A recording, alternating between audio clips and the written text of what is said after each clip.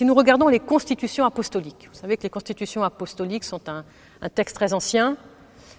Certains disent du IIIe siècle, mais d'autres disent qu'effectivement, il est écrit au IIIe siècle, mais que les traditions qu'il consigne sont bien antérieures au IIIe siècle. Au chapitre 2, voilà ce qu'il est écrit. « Dans ton enseignement, ô évêque, recommande au peuple et persuade-le de le fréquenter l'Église assidûment chaque jour, matin et soir. Surtout le Shabbat et le jour de la résurrection du Seigneur, le dimanche. Mettez encore plus de zèle à vous réunir pour adresser votre louange à Dieu. » Donc déjà, on voit qu'on se réunit tous les jours, mais il y a un accent qui est mis sur Shabbat et dimanche. C'est bizarre, c'est un accent qui est mis sur les 2 jours. C'est curieux. On va essayer de réfléchir après à ça. Ce jour-là, donc le dimanche, je continue donc les constitutions apostoliques, nous adressons nos trois prières, en mémoire de celui qui est ressuscité le 3e jour. Nous faisons ce jour-là des lectures des prophètes, la proclamation de l'Évangile, l'offrande du sacrifice et le don de la nourriture sacrée. Voilà. Donc voilà comment ça se passe, et voilà comment cette manière de faire juive passe dans les premières communautés chrétiennes et finalement arrive jusqu'à nous, presque immuable, 2000 ans plus tard.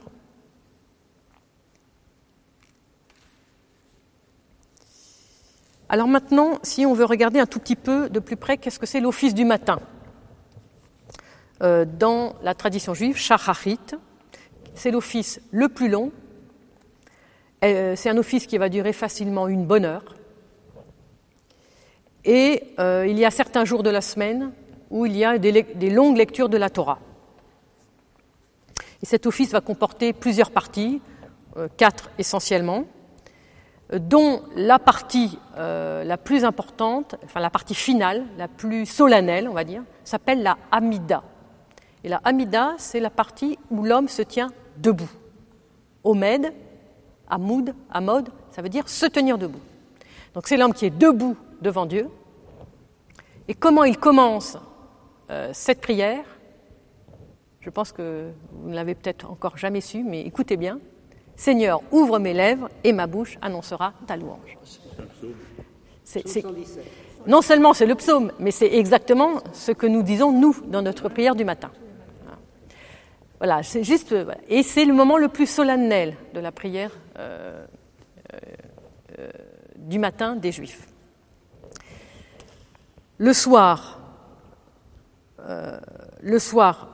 l'office du soir qu'on appelle Arvit est composé d'une série de psaumes.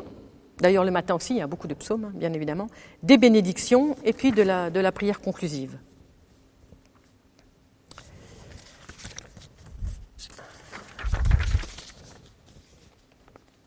Et en tout cas, le jour de Rosh Chodesh, qu'on appelle le jour du mois, le jour qui ouvre le mois, le premier jour du mois, et dans certaines communautés, pratiquement chaque soir, l'office de Harvit commence par le psaume 103, considéré par la tradition juive comme une sorte de variation poétique sur la création du monde des premiers chapitres de la Genèse. Voilà, donc ne nous étonnons pas pourquoi nous avons le psaume 103 dans notre tradition byzantine. Alors vous savez que ce psaume 103, il a 36 versets, selon le découpage hébreu. Donc là, il faudrait qu'on vérifie, nous, avec la Septante. Pourquoi ? Parce qu'il fait allusion aux 36 heures pendant lesquelles la lumière messianique a éclairé le monde avant la création de la lune et du soleil. Alors, donc, c'est une interprétation du monde juif. Il y a 36 versets, parce que ça fait allusion aux 36 heures pendant lesquelles la lumière messianique a éclairé le monde avant la création de la lune et du soleil. Puisque la lune et le soleil, dans le récit de la création, arrivent au 4e jour.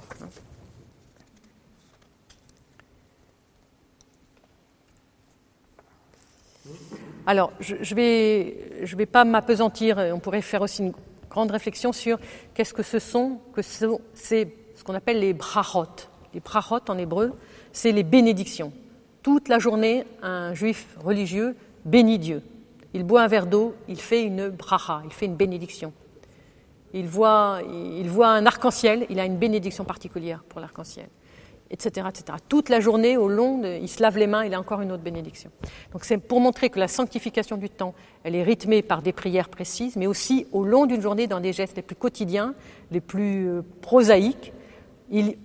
Toujours, on se souvient que Dieu est là et je suis dans l'alliance, je suis relié à lui, et donc je sanctifie ce moment que je passe à me laver les mains, à regarder un arc-en-ciel, etc. Alors maintenant, je voudrais essayer qu'on regarde un petit peu plus près la liturgie familiale.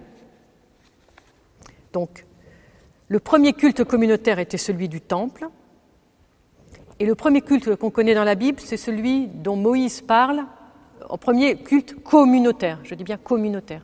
Celui parle à Pharaon quand il dit « Nous allons aller à 3 jours de marche pour célébrer un culte au désert ». Est-ce qu'on ne s'est jamais posé la question de quoi on parle?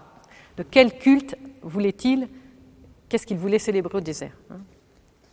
Et donc ce culte, évidemment, est devenu pour nous une évidence que c'est celui de la Pâque, puisque à partir du moment où ils vont au désert célébrer, ils vont célébrer cette traversée du désert, cette traversée de la mer jusqu'à l'arrivée en terre promise. Et si l'on connaissait bien nos textes, on saurait que ce culte de la Pâque, il a 2 rites qui se sont joints, qui se sont mis ensemble, qui est le rite de la matzah, c'est-à-dire du pain azim, et le rite de l'agneau.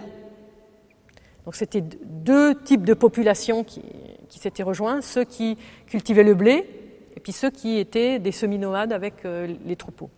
Donc les uns immolaient l'agneau, les autres avaient du pain azim. Et donc ces 2 rites, quand Dieu demande que pendant 7 jours, que d'abord le 14 de Nissan, on immole l'agneau, et puis pendant 7 jours, on mange que des azimes pour avoir du levain nouveau ensuite. Donc tout ça, ce sont des rites qui se sont joints et que la tradition juive a gardé dans la Pâque juive qui se passe pratiquement uniquement dans le rite familial, puisqu'il n'y a plus de temple.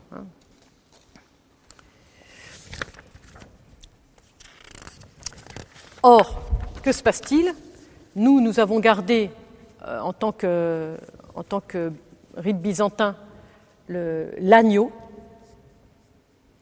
Et pourquoi nous avons gardé l'agneau? C'est parce que la prosphore du prêtre, finalement, symbolise l'agneau. La preuve, c'est que les paroles qu'il dit, et le prêtre ici présent va nous les redire, quand il découpe la parcelle centrale qui est l'agneau. Or, vous savez bien que, en tout cas dans le temps ancien, et en arabe jusqu'à aujourd'hui, l'echem, qui veut dire pain, ça veut dire la nourriture, ça veut dire la nourriture substantielle. Et ça pouvait aussi vouloir dire la viande. Donc cet agneau que nous avons dans la prosphore, c'est vraiment ce rite-là que nous avons conservé. Et c'est probablement une des raisons les plus importantes et principales pour lesquelles nous avons tenu à garder le pain levé jusqu'à aujourd'hui. Vous savez que le pain levé, ça a toujours été, la tradition chrétienne a toujours fait avec le pain levé la divine liturgie. C'est seulement à partir du Xe, XIe siècle que du côté latin, on a commencé à le faire sans pain levé, en tout cas chez les catholiques. Voilà. Alors, on pourrait le réexpliquer maintenant, c'est-à-dire on pourrait dire les catholiques, finalement, ils ont pris le rite de la matzah. On pourrait le réinterpréter.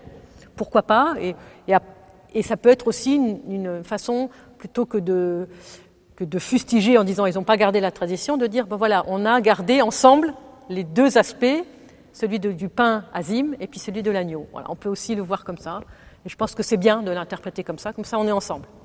Je pense que c'est quand même important. Quand on découpe l'agneau, puisque tu as fait allusion, le prêtre il dit comme une brebis, il a été mené à l'immolation, et comme un agneau sans tache, il n'a pas ouvert la bouche, muet devant celui qui le tond. Voilà. Donc Isaïe. Alors, je n'évoque pas la manne parce que je ne peux pas tout dire, que j'ai déjà beaucoup de choses à dire. Mais la manne, elle tombe pour la première fois au chapitre 16 du livre de l'Exode.